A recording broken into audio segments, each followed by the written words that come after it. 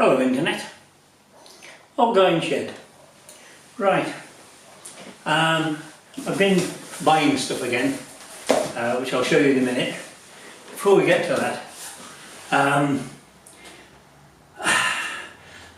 I don't know whether it's just me or if anybody else has experienced the lowering of the standard of driving.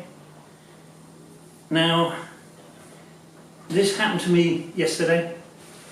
There's 4 of us on the road. Small car, a bus, a lady in a little tiny hatchback, and me at the back. Chap at the front wants to turn right, indicates, pulls to the side. He can't turn into the road because there's oncoming traffic. The bus goes up the inside of him and away. Perfect, you would think. It was for the bus.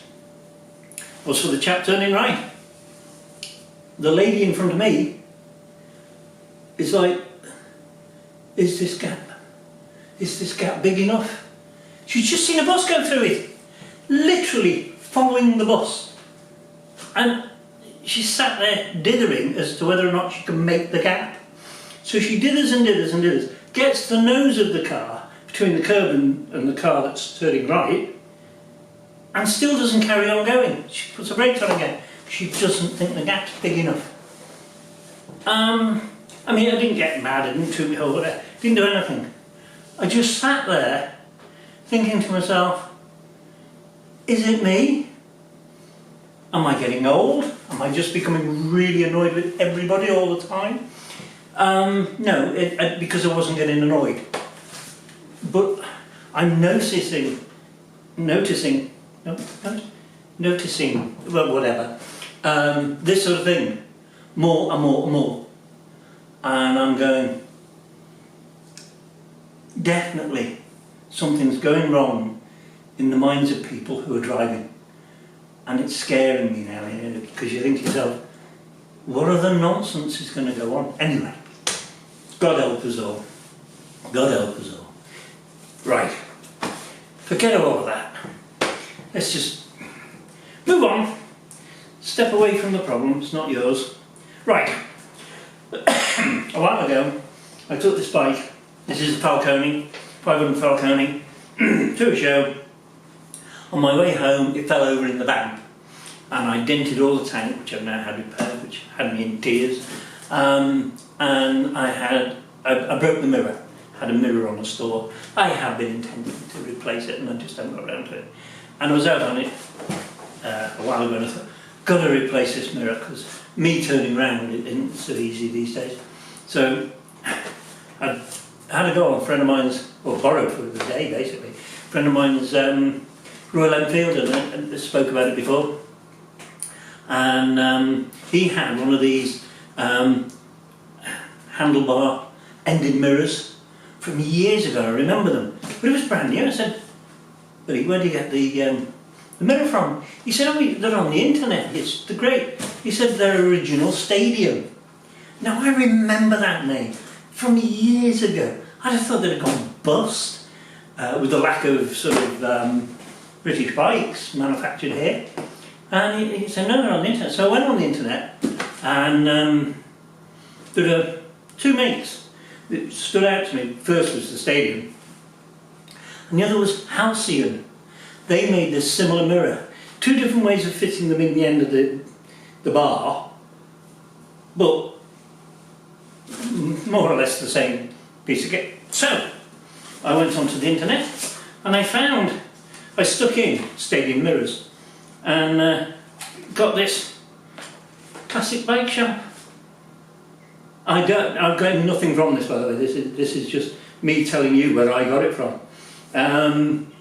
It's not advice. It's not a recommendation. It's just what I did.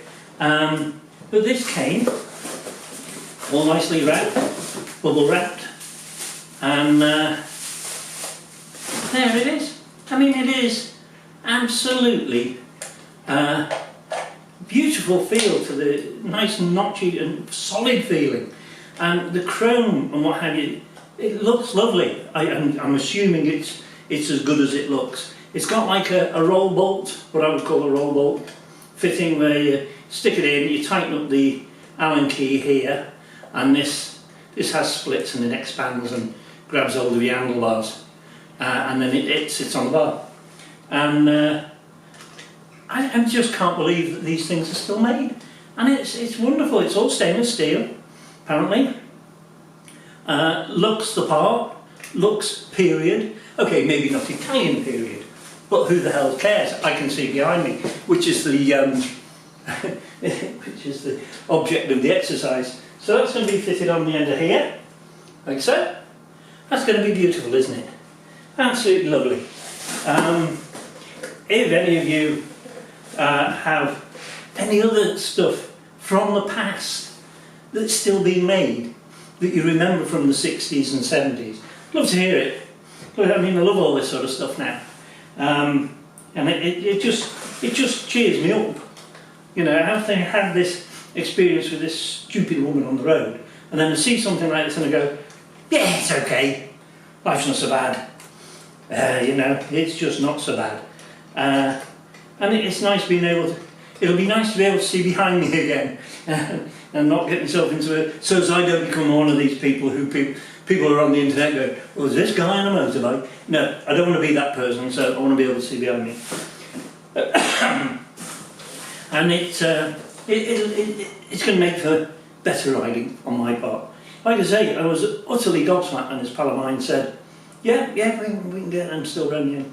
And in other news, MV Agusta, as we came last time, I tried starting it the other day, and kick. I had to sit down. I was absolutely wrecked. It just wouldn't go anywhere. Bloody thing. So I left it and walked down. The next day I came in, and I thought, I wonder if the compression's alright on there. I wonder. And I just turned the ignition on, and I was just literally feeling for the compression on the engine with my right foot. And the damn thing fired up, just like, off it went. They're like naughty children, Italian motorbikes. Tell you never know when they're going to behave themselves. But there you go, it's running fine now. But it's developed an odd oil leak from the behind the sprocket, I think, which needs investigating, which I'll have a look at shortly. But no, everything's going very well at the moment in terms of the motorbikes. The little Breva's going well. I said got parts for the 500 Falcone, which I'm very... Falcone! Now, I had a question about me doing the valves. And I said how you run onto them with your fingers and back slightly, so there's virtually blah blah, nip it up quiet as a lamb. I didn't qualify very well, I don't believe, that what you've got to do is back off the exhaust. I didn't explain that you've got to back off that a little bit more, because the exhaust valve doesn't expand away and give you a big gap like the inlet does. So I want to qualify what I said about that. Be a bit more cautious, give a little bit more space with the exhaust, and also because the exhaust is at the lower part of the thing and all your oil goes past it, that's not the one that makes a noise. And it also gets cooled, I think, by the oil. It certainly gets more shock absorption from the oil because there's more oil there. So be aware of that. I am sorry if I didn't make myself clear in the first time I spoke about it, but hopefully I've rectified that now. For those of you that have Falcones, I don't know how many people with Falcones watch this channel. You know, they're not what you would call common on the ground. But there you go. That's about it for me. This is a very short video, and hopefully I'll be bringing up some more. But like I said, just be aware how in this country, I don't know, I mean I know this goes out to the country, so be aware that people on the road at the moment don't seem to have their wits about them at the moment, and it seems very strange. But just be careful. Just be careful. Now, it's just coming up time for me. I haven't brought it with me because I was in a bit early this afternoon, and it's coming up time for me to go and partake in my usual glass of red wine. So I'm going to love you and leave you because the Malbec awaits. Bye guys. Old Guy in Shed signing off. Oh, don't forget to like, subscribe. More importantly, I think share, and I can keep these videos coming. Talk to you soon. Bye.